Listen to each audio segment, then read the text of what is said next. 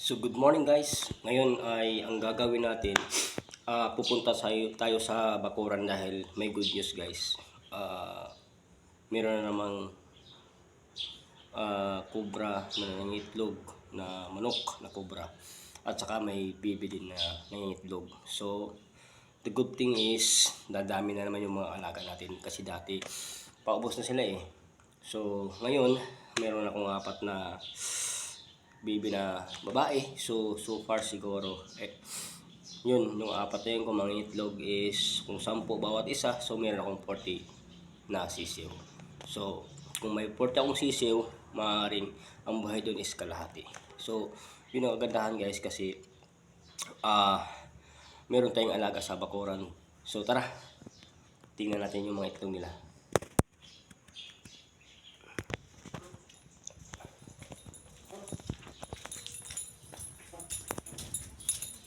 Yun.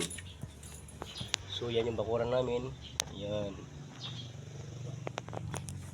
So yung itlog niya nandito lang. Yan guys, nasa ilalim dyan. So meron din dito.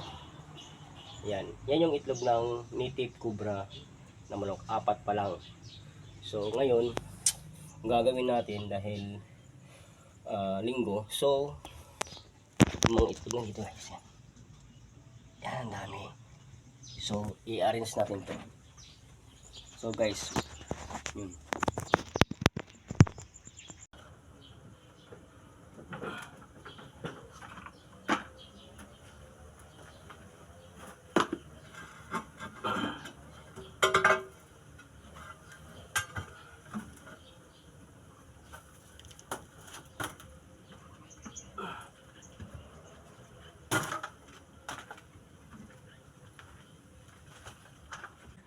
So yun guys, kung makikita nyo guys, ito yung itlog ng bibi natin. So nasa mga 18 piraso pa po ito. So matagdagan pa po yan kasi dalawa po yung ng itlog. So kailangan nung gagawin ko nito guys, tatanggalin ko to para sa ganun ay maluwang kung sakali dalawa sila ng itlog. Okay, tatanggalin ko to at saka para maghati sila sa paglilimlim niyan kapag sakaling gusto na nila maglilimlim kasi medyo masikip kanina eh. So tatanggalin natin yan. Let's go!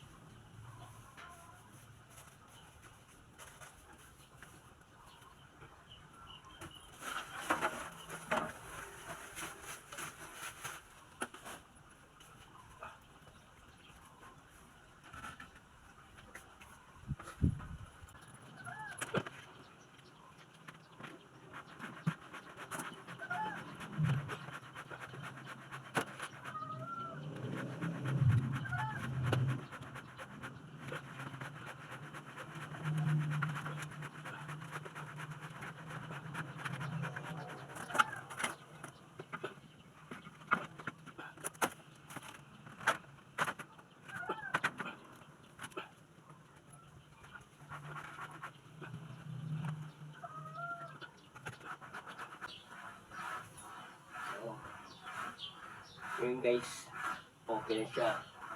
Tapos na. So, yun. Kakalat na yun guys. Hatiin na nila yan. Kung sakaling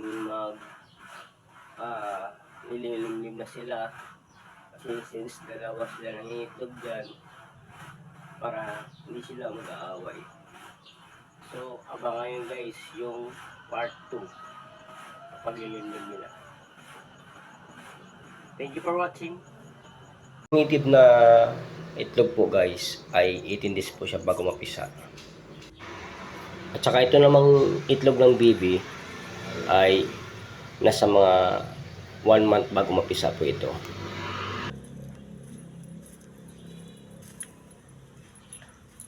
So ayan yung mga alaga natin. Nasa mga 4 na barako, 4 din na mga babae.